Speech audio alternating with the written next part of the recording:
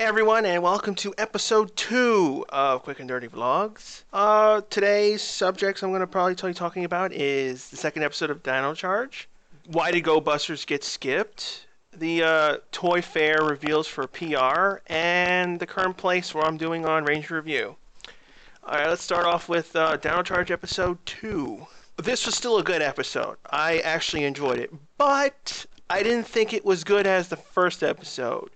It was only a couple of reasons why I think that. Mainly it's because it was kind of rushing through everything, like how the first part only focused on 2 Rangers. I honestly thought it was going to focus on only like Riley and then have him with, pink and red, and then leave Chase and Coda for a following episode.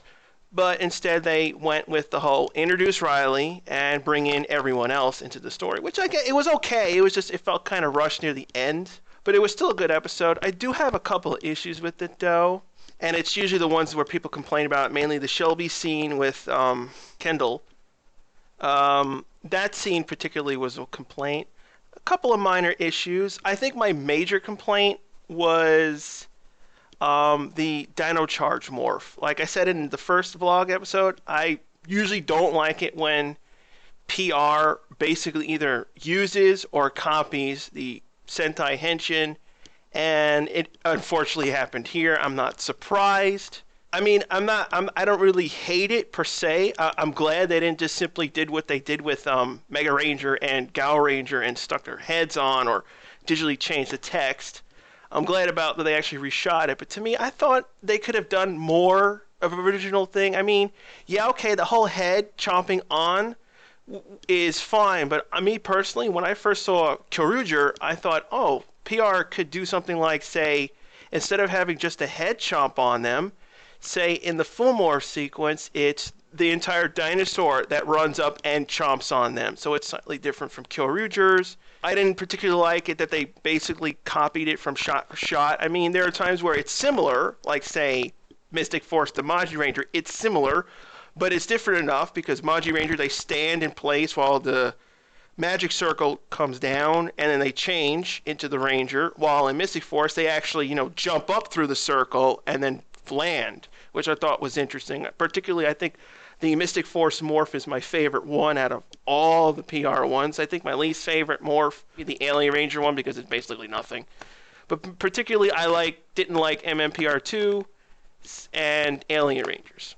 The other problem, there was a couple of other issues. I did like that Riley was pretty much original to Dino Charge. They didn't directly copy what they did with Kyoryuger. I was afraid, oh, don't tell me they're going to make him a school person, something.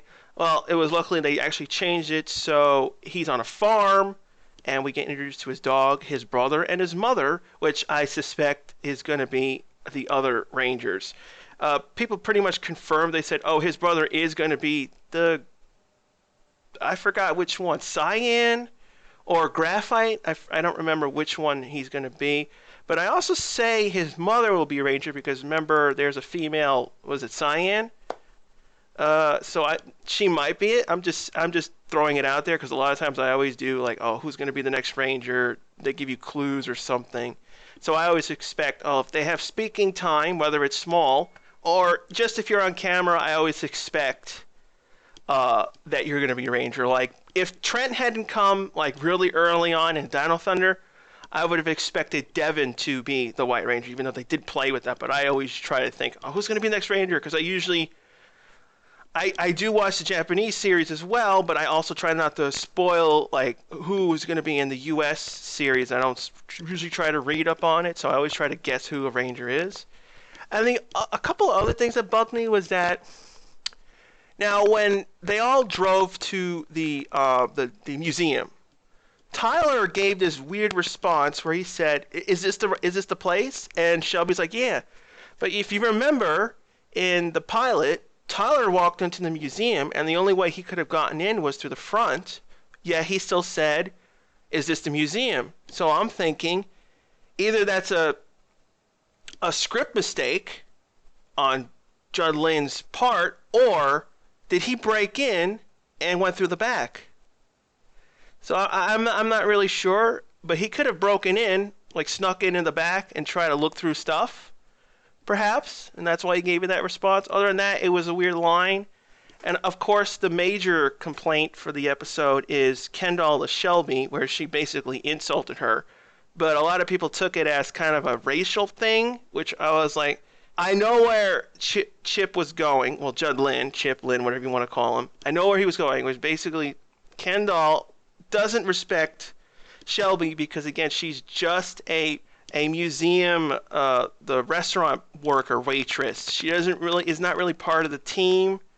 And I really didn't like that she picked on her a second time because, I mean, she did it the first time in the first episode. I hope this doesn't, continue and eventually she warms up to her. I assume that's where they're going to go. They're not going to continue belittling each other because it would be kind of stupid. But then again, it is similar to Kyoryuger's backstory. I mean, Pink and Violet, which Kendall is probably going to be, they do have this rivalry, so maybe that's where that's coming from, just to justify the footage later on. So maybe that's why that happened. But it was kind of taken wrong by various fans. They were like, oh, she's being racist or whatever. And I particularly didn't like the scene either, especially when Shelby later on, when they morph, she overtly makes a fool of herself, which at first I was going to complain about because I remember I was like, they morphed, so why does she know how to morph? I was like, all right, the energems went into the gun and triggered the morph. They didn't actually use the chargers. They actually used the energem as the main power source for the morph in the first episode. So in episode 2, when Shelby didn't know she had to push the button, it was okay as a funny thing, although she made a fool of herself, which kind of sucked. I was like, oh, great. Make the situation a little bit worse for you. Now, Chase and Coda, again, didn't do much in this episode, which kind of sucks. I was like, well, okay, we have to focus on Riley, which we got a decent backstory, although I did like that his bike broke down and then he had to be rescued by Red and Pink, which was kind of funny. It was a good little scene. I wonder if they'll become a shtick with him where his bike will break down or he's just not really useful in mechanical sense. Chase and Coda, again, we don't really know much, although I do like that he was trying to help Shelby push button. The thing I'm worried about with Coda is that his caveman shtick will become really tiresome if he takes forever to talk. But we do have some hope because when he was in the morph footage, he was speaking faster, obviously, because they have to deal with, the timings of what they did in Japan. So he has to speak faster. So hopefully he won't speak really slow. I don't mind the brokenness English with him, but I hope he doesn't speak slow because that will become very annoying. And I also don't want him to become a normal person because that just makes him a caveman completely pointless. It'll be a waste of a character if he just after say 5 episodes, 10 episodes, he's just some normal dude, talks normally and doesn't act funny and eat burgers with his entire mouth. Now again, Chase, don't know anything about him. Kendall, again, we don't really know anything except she's basically the Haley of the season, or Dr. K, more Dr. K than Haley. And I kind of didn't like Keeper when he popped in because he just popped in out of nowhere. I assume we're going to get some information later on, like how he survived, how did Kendall meet him, obviously when did they start looking for the energems, etc., etc. I did like the design of the command center, give lack of term. It is very reminiscent to, obviously, Dr. O's underground cavern, although I didn't like how basically figured out how to get to it, which was kind of lame. I was like, oh, it's just right there in front of people where you could anyone could sneak in. Then again, it kind of happened in Dino Thunder 2 where there was just that one time they lowered the mouth and the door opens and we never see that part again. So I guess I say the trap door slide thing will be ignored later on, just like how Dino Thunder is. It was just, the introduction to the series command center. And I also like that they reused the Overdrive Ops' roof piece and beams to hold it up. They reused that, which I thought was kind of funny. It's oh yeah, it's an underground location, so let's reuse that piece again. Thank God they didn't use the globe again, which is good. I do like the design of the lab that we saw so far. I do like that they the charging bases are similar to in Kyoryuger, although in Kyoryuger they were more goofier because they were supposed to look like candy vending machine or candy where when you buy something you pull it off the rack. It looked like that. Ours is more electronic, scientific, Another thing that I didn't like about this episode was the stupid where Tyler was stuck in the command center for like 1 extra minute, all because again it was right around the whole footage, because the footage from this episode was also from episode 1 in Kruger, so they had to make it so that he was separated from the team because that's what happened in that footage. But I thought it was a very lame setup. It could have been better. Here's an example. Remember the scene where they had to rescue the guy with the car? I say when Tyler and everyone were ramming into the car to push it over before they got their power boost with the energems, I thought it would have been interesting if, say, Tyler injured his arm and that's why he stayed in the lab a little bit extra longer instead of the whole, his red energem is not functioning. It's like, why did that happen? And it's never going to be resolved later on. They'll just forget why that happened. Because, that could be a story point, saying the energems could fail or screw up every now and then, kind of like how Tommy was being late in MMPR. Speaking of the car scene, I thought that was really good because it potentially can give a story point later on. They showed they had powers in front of 2 people. They could easily get exposed that way because the people could go to a news reporter, and these news reporter people could eventually harass the Rangers and get exposed potentially. But this is PR. That rarely ever happens. The last time that happened was what? Dino Thunder, and then the last time before that was Time Force. They rarely ever do the whole news reporter exposes the Ranger stick. And it usually never gets paid off. Very rarely that doesn't get paid off in some really good manner. But it would be interesting if they do continue that thread at some point, say the news reporters eventually track them down and follow them and eventually catch them in the act of morphing or whatever. Super huge plus to the Dino Charge effects team, producers, anyone who's involved, where they actually changed all the battery names to the proper US names. Either they reshot the close-ups or they digitally changed the names. So we didn't see Gabutera, Parasaigon, Zuctor, etc. We actually saw Velociraptor, Tyrannosaurus Rex, etc., in all shots of the battery. I was very happy about that because last time that happened in Megaforce, they didn't bother changing the cards, which I thought was ridiculous. Absolutely ridiculous that they didn't change the cards. It always kept saying, go say red, go Sager. It's just like, we can clearly see that. Change that. What's even more stupid is that the Megaforce card, to change those, is a lot easier compared to the Dino Charge stuff because you have to track them and they're moving batteries around. You have to, match the color of the battery background, and then they have to do some visual effect shots when they throw them into the dinosaur footage and they get enlarged. You have to digitally change those, and that's a lot more work compared to cards, which I really didn't understand why Megaforce didn't change those cards, and thank God they did it here. I'm really happy about that.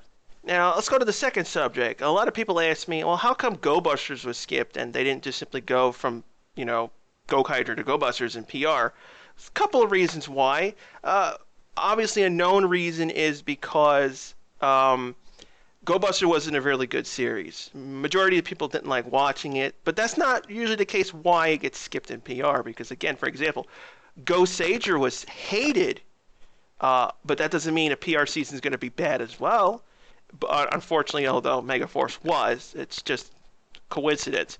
But in this case, for GoBusters being skipped was not just because it was not really liked in Japan, but also toy sales were too low to warrant them to bring it to America. So instead of going for GoBusters, and plus they saw that Kyoryuger was right after it, and everyone loved that in Japan, and dinosaurs notoriously do very well as PR, so they said, well, let's just screw GoBusters and go to Dino Charge, which would have been, it's pretty much okay. I particularly don't care that they skipped GoBusters because, again, I hated it. I don't like GoBusters, although it sucks because that was the only time Super Sentai nodded to PR, and that season gets skipped over. But that doesn't mean they can't use it at a later point. They could adapt the season either after or portions of it. I mean, they kind of did that in, like, for example, with MMPR, they had 3 seasons, 3 different shows all mixed together in a jumbled mess. So they could do the same thing with Gobusters and use the footage at some point, or use the elements from Gobusters and keep it alive. So, I mean, it always can be that chance, or they'll just forget it and never use Gobusters, which will probably haunt them later on whenever they do an anniversary in Japan, because then they're going to have either footage or they're going to have visible material used at some point, either names, helmets, like say Gokai Silvers had all the helmets of the Six Rangers.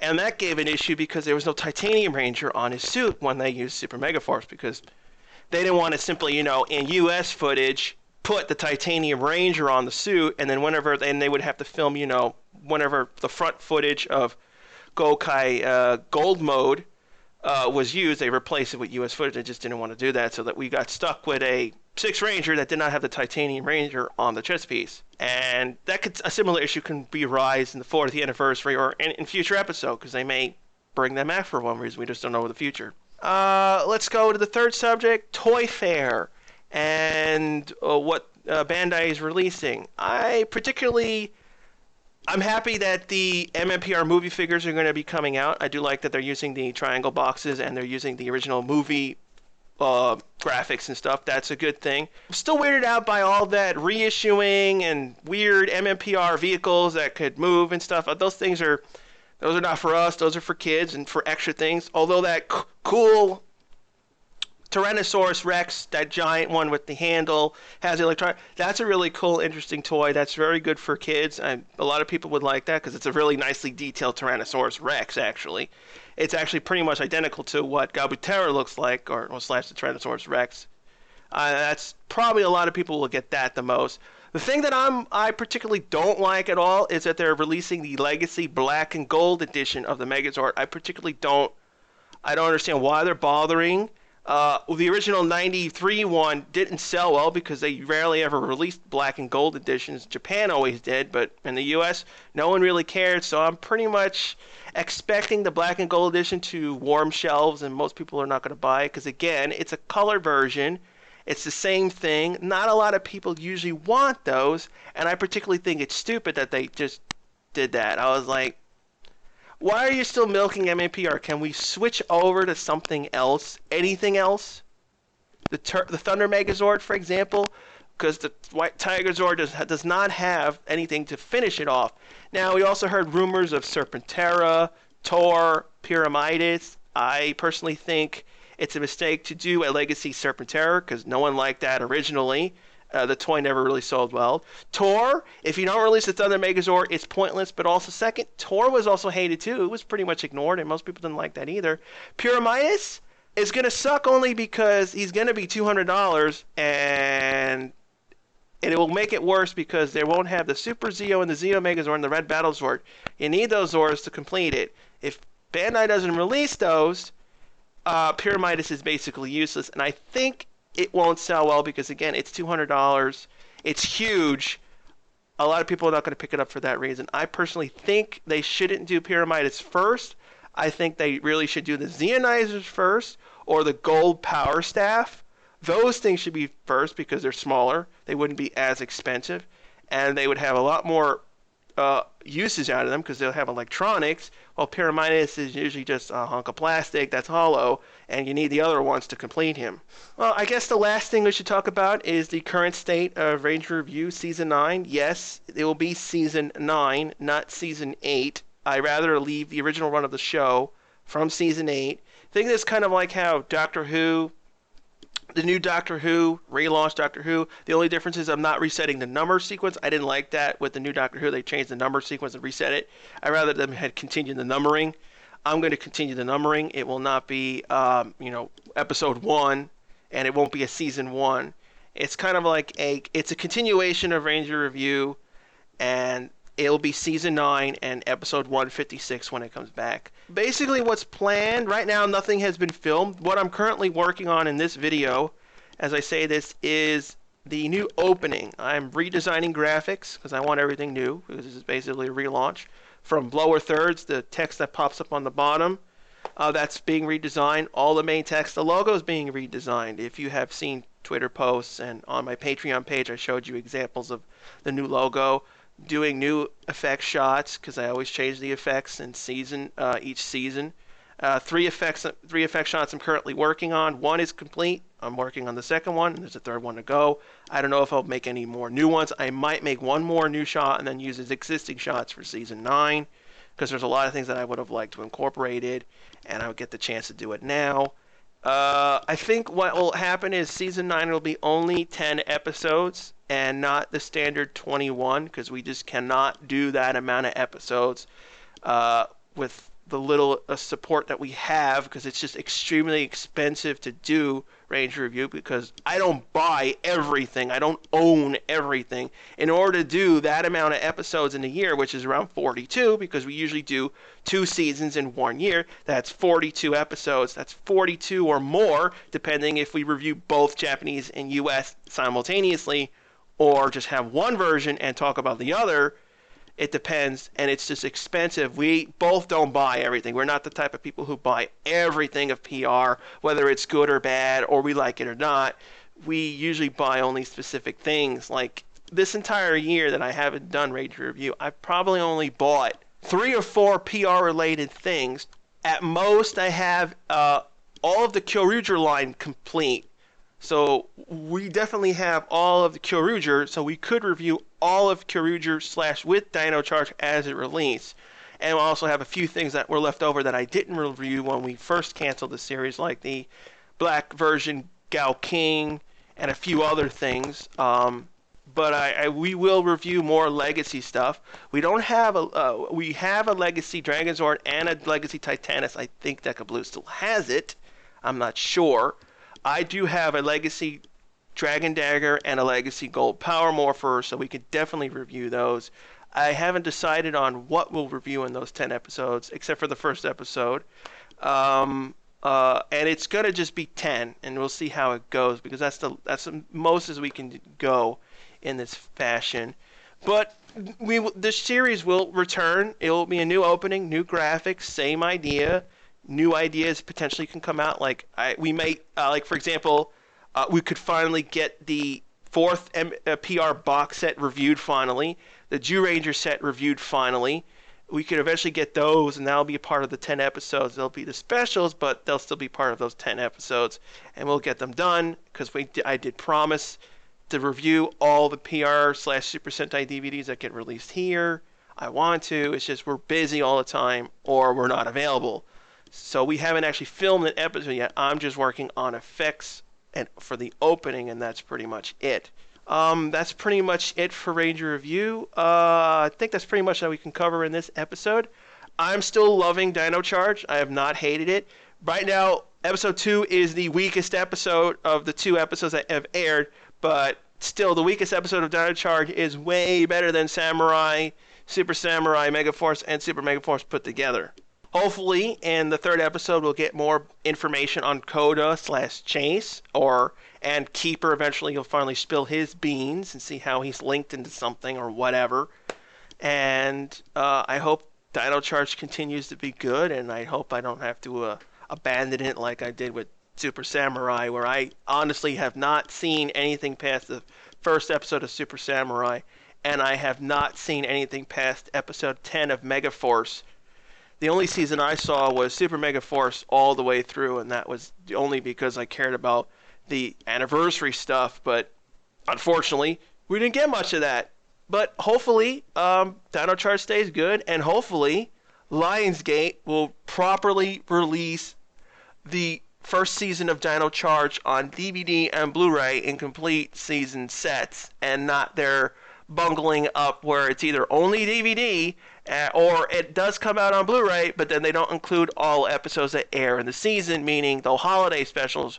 Whether the holiday episodes are bad or good, they're episodes that aired within the season and are part of the show. You include them in the set. That was the reason why I don't like Lionsgate and the way they handle the way they release the DVDs. I have no problem with them releasing volume sets. That's what Shaw Factory does. They release season sets, volume sets, mini sets like Green with Evil, and a complete series set like the Legacy Helmet. They do all the versions of the sets, so I don't care that they do that.